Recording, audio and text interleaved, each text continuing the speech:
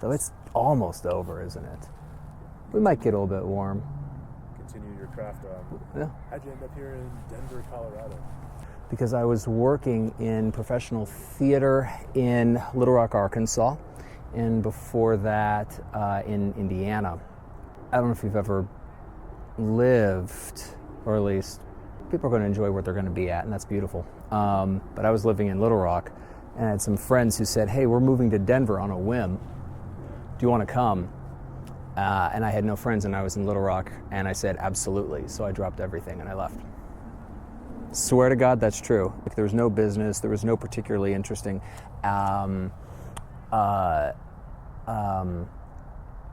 motivating factor. Denver could have been Portland. Denver could have been Houston, and it would have been just fine. That would have been great. I did not like where I was. And so then if you've got friends in some place you don't know, that's better than no friends in a place that you do know. Interesting perspective. Oh, there you go. If you think about the journey of life that you've had up to now, does anything stick out as being a positive experience that you can feel proud of? Anything that comes to mind? Maybe it's a period of time in life, or a person, or some aspect that you feel really good about. Well, I mean, dear God, I'd hope most people would say yes to that, right? Because I'm going to turn 41 in 2 weeks. And, I mean, I met my wife and I asked her to marry me.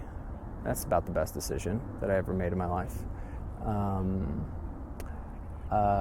We decided to have a kid, and my son is going to turn 7 soon. And that's fantastic.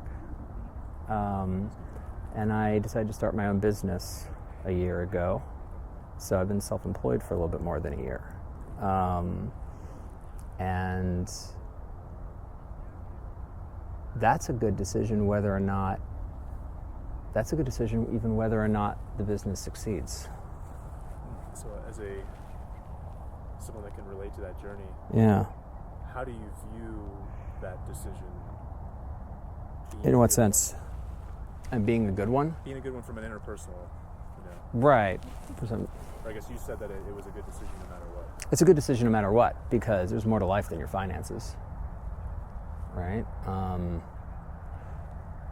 Imagine having ideas of things you want to do. Because my wife is one of those people who never wants to run her own business, right? Because that's a very certain mindset. There's nothing wrong with that. There's nothing wrong with saying, I want my work to be, I go to work, I do my job, and then I have my life, and that's fine. That's great. That's beautiful, right? Right? That's awesome. But gosh, it wouldn't be terrible to be me and to think I'd like to do something that's me, and then, sorry, give me a second. Trying to, as the sun sets, the light changes very quickly. Imagine going through your life and then saying, I wish I'd really tried that, right? That's about the worst thing I can imagine. That's pretty terrible, because it means that you never believed in yourself. It means you believed in what other people expected that you would do more than you believed in yourself. It meant that you believed that safety is more important than something exciting, right? Because you're not going to get out of this alive. So if you've got a thing that sounds like something that is you, that you want to do, I just can't imagine not trying it, right? There's a really famous story in Buddhism of a man who is just in a jungle, just kind of vibing with nature, when he sees that a panther is stalking him. And he starts running, and the panther starts chasing him. And he gets a little bit too far. He finds himself at the edge of a cliff, and the panther's behind him.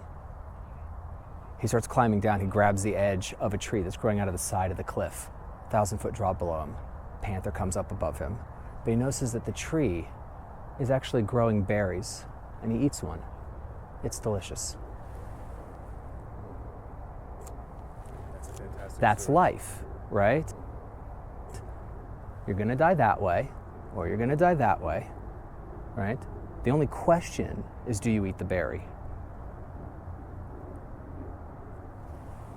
Really, in the end. risk is not going into situations only when you know exactly what will happen. That's really beautiful there. Right? It's not. Okay? Risk is trying to mitigate the foreseeable downsides, and once you've done that, doing it anyway. Okay, this is the way they define it in the military, right? The idea is we're going to have our attempt to plan something, but it is impossible to foresee every contingency. It is impossible to completely predict what the enemy is going to do, right? Does that mean that our service people never go into conflict? Of course not. That's ridiculous, right? It is mitigating the risk, right? It's something that Daniel Kahneman calls the pre-mortem. And that's one of the most fascinating concepts. There's a story that's taught in business schools that is a business professor gets up in front of first year Business 101 people, right, in undergrad and saying, okay, define risk, all right? So risk is not knowing market conditions. Risk is going into business for yourself. Risk is taking VC monies, right? And the professor says risk is having one source of income. Because if you're working a job, you have one source of income. Now that's fine, right? There's nothing wrong with that, right? But it's recognizing that's a risk too.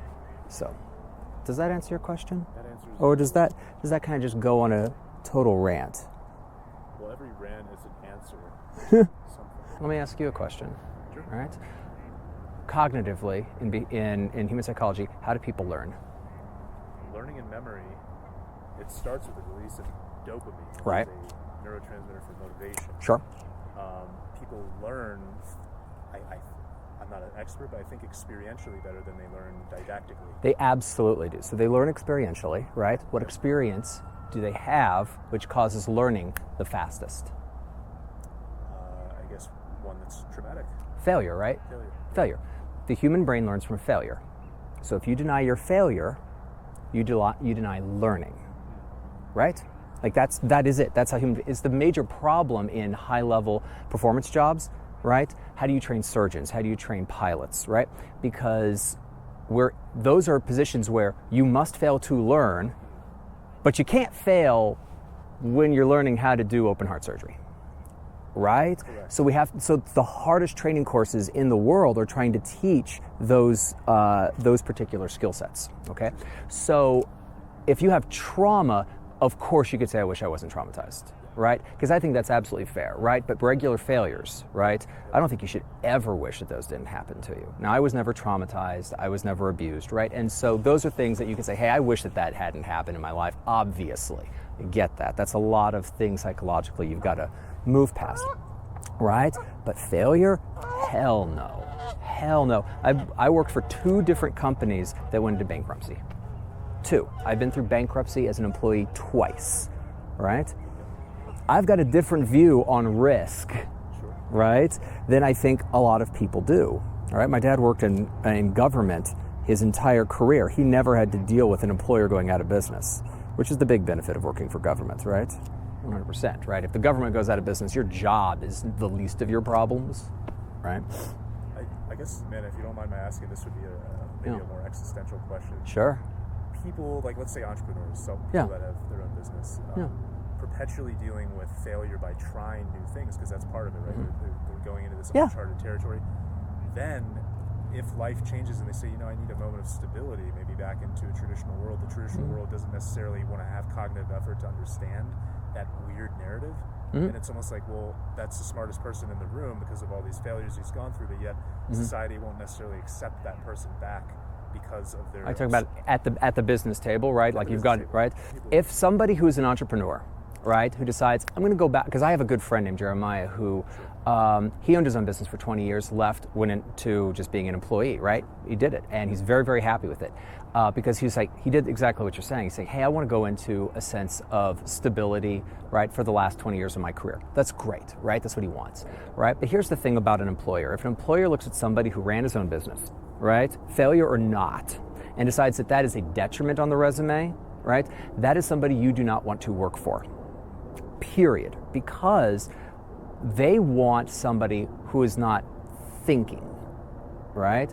And having worked as an employee, right, before owning my business, right, the biggest problem that employers have, I was shaking the tripod on that one, the biggest problem that employers have with employees is a total lack of buy-in or initiative from the employee, right? If you want job security, which is a great thing when you want to work in a business, right? What do? You take ownership. You take ownership of everything that is around you. And I promise you, give it a little bit of time, you'll be the most important person at the table. Who's likely to do that? Right? An entrepreneur, right? So I can't imagine the employer who would not view an entrepreneur as somebody they want with them. If somebody that you work with is viewing you as a competitor, that is a bad workplace, Well said. right? Well said. I mean, straight up, right? We win as a team or we fail as a team. If you could cut your age in half and give a piece of advice to that younger self, knowing what you know now, knowing you're talking to somebody that doesn't know what's coming, what would you say? Belief and empathy are more important than you think.